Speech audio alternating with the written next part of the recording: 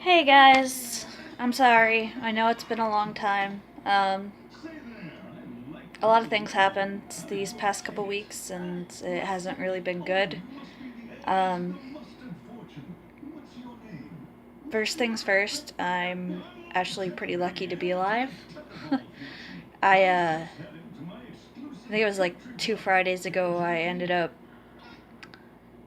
crashing into two trees, and I think I totaled my Ford F-150. So yeah, I'm pretty lucky to have come out of that alive. And it's it's terrified me. I only came out with a couple of bumps and bruises, so I'm okay. But still in my mind, I keep on seeing that holy crap, I could have died, and that's a pretty scary thought for me. I I don't really have the words to say about that. I mean, I'm alive and I'm thankful, but it's the realization that if I would have been going faster, I could have died. That's a scary thought. You don't really think about stuff like that until it happens to you. And I'm really lucky to be alive.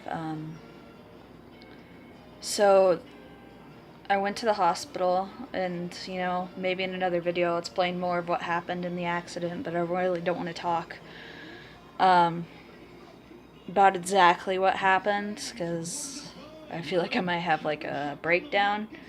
But I went to the hospital and they did a whole bunch of scans. I'm alright. Just a concussion and a whole bunch of bruises. I ended up getting a bruise all along my chest because of the seatbelt, and I hit my head on the steering wheel, and that was a scary thought. I thought I was gonna have blood on the brain. And see, it's something that you guys don't know about me is that I suffer from really bad anxiety. So it's like something like that can emotionally just destroy me. You guys have never seen one of my panic attacks. Oh my god, they're bad. I basically just shut down and no one can really reach me unless it was my parents. And see, my mom wasn't in the car with me when I had the accident. Um, so she is about 15 minutes away from my location, and I just remember thinking, this is it. I'm I'm gonna die. I'm never gonna get to see my parents again. And luckily, when the paramedics got there, they were able to talk and calm me down. Um, I remember getting out of the ambulance when my mom came to come get me, and she asked the paramedic. She's like, "Is?" She asked him. She's like, "Is she okay?" And the guy's like, she should be fine. It's she's just scared." And I mean, I was. It was really terrifying.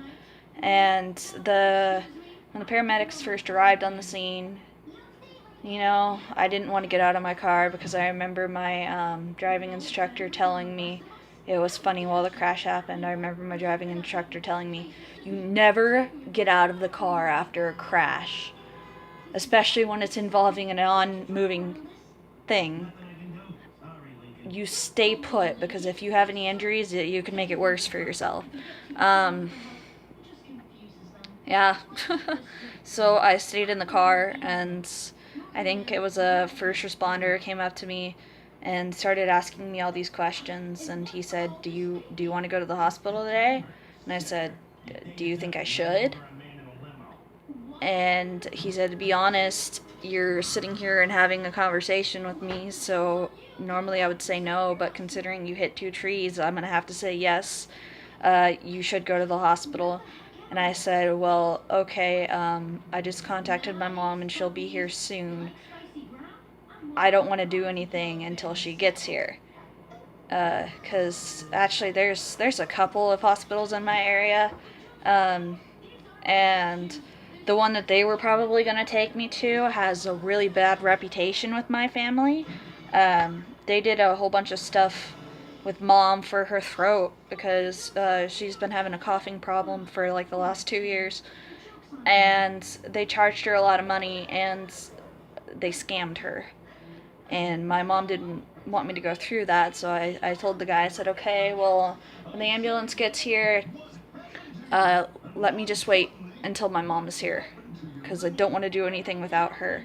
And they said, okay, so the ambulance arrived, the guy was talking to me, because I was in such a state of panic. I think my blood pressure, they told me, was like 149 over 129. It was really high. And I was just frozen. I mean, I was in shock. I really was. It was a big amount of fear, just realizing that holy shit, I could have died. Um, and when my mom arrived, she asked me if I was okay, and I said, yeah, I think I'm okay. Um, and so the paramedics told her that I seemed alright to go with her. And my mom said, okay, well, I want to take her to Baylor. I don't want to take her to Texas Health, whatchamacallit. And so I remember getting out of the ambulance and the first time just looking at my truck and seeing the left side just crumpled and seeing glass shattered everywhere from my headlight. And I just remember breaking down in tears. Because it really hit me that if I would have hit both of those trees head on, the first tree that I hit head on, I probably would have died. So anyway, we went to the hospital and everything seemed fine. They didn't want to really do a CT scan on me because they said I'm still at that young age where radiation can have a really negative effect on me, but they took like 4 x-rays of my neck and back. Next day I was so sore I couldn't even move. Good Lord. Yeah, so everything seemed fine. And then they put me on Valium, and holy crap, I never ever want to take that medicine again. That stuff made me feel like I had not out of body experience. Like I didn't feel anything. That was the part that scared the crap out of me. Like I couldn't feel anything on that drug. And I was like, I'm never doing this again. So we got home and I was in a pretty bad state because we were kind of having a little bit of money troubles right now. And I swear, I'm not trying to do this to get y'all's pity. I'm just trying to saying that, I'm okay. I'm just really shaken up by this. And I just remember thinking, oh my gosh, I'm causing my family a whole bunch of stress. This is all my fault. I can't believe I did this to them. It really took my mom, like, grabbing me by the shoulders and kind of shaking me and telling me that it was an accident to really get that through my head. Because, I don't have a vehicle now.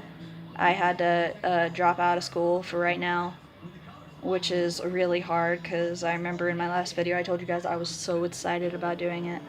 I was so excited about doing all this, and that just kind of went to shit, and I'm pretty depressed about it. But it was, something I was really looking forward to. I'm going to probably have to wait until next year to take those courses again. Yeah.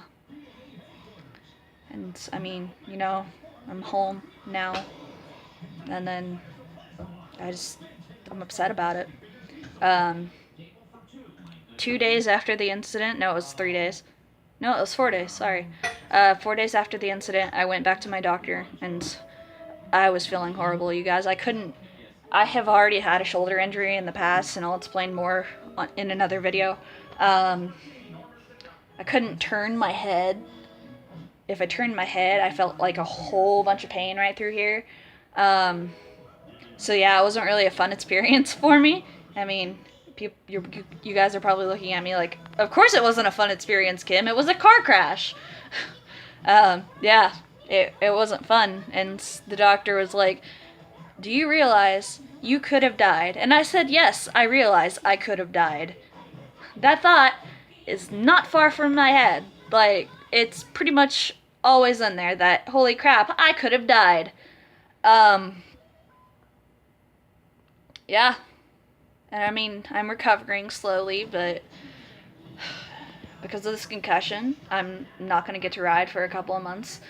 I'm worried that I might have to quit my job, which is really scary to me because, you know, I love working with horses, and it's like something that keeps me going. Because I've always suffered from depression, and when I'm with the horse, it just seems like I can forget about all my troubles and just, I don't know, let it go and realize I'm safe. I'm not being judged by the horses. They look at me with such kind eyes and make me realize that I'm loved and that I'm cared for and that I don't have it as bad as I think I do. My mom has been taking me up to the barn the last couple of weeks. To be honest, I'm pretty terrified to even get in a car right now. And I told her, I said, I don't want to see the truck again. I don't really want to drive again. And she told me, well, you're going to have to get over that. You're going to have to drive some point.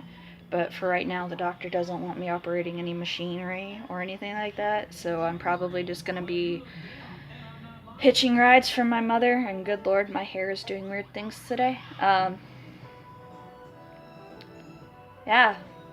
And I think Jesse has been helping me out with this a lot. So, guys, the barn did close down, but I got offered a job by the people that actually own the land. So it's pretty nice. I'm taking care of the horses still, and I'm super happy to be doing that. But it's like I don't have a vehicle now, and I'm pretty worried that I'm gonna have to quit it because it's 15 to 30 minutes away from my house, you guys. It's a pretty long drive, but I do it because I love those horses and I care about them. And when I had my own car, that was pretty simple. But it's like now that I don't have my own car and I'm gonna have to be sharing with my mom and dad, it's gonna be a lot harder. I mean, I'll have time. I think the only good thing about this is I'm gonna have more time to do videos. Well, you know, for now I'll still be working at the barn and I'll be loving on Jesse for as long as I can. I was so happy to just go and see him that Monday. I like burst into tears because the thought of me leaving him like that just made me break down. I'm sorry if, you know, I'm kind of blabbering a lot. It's a real eye opener. It really makes you think. Yeah, Braveheart is thinking hard too. I don't know if you guys have met Braveheart. My cat. My cute little boy. Are you my cute little boy? You are? So, yeah, I'll try and post more. I don't know how much I can post right now. But thank you guys for being concerned about me. I really appreciate it. So I guess I'll see you guys in the next video. Peace.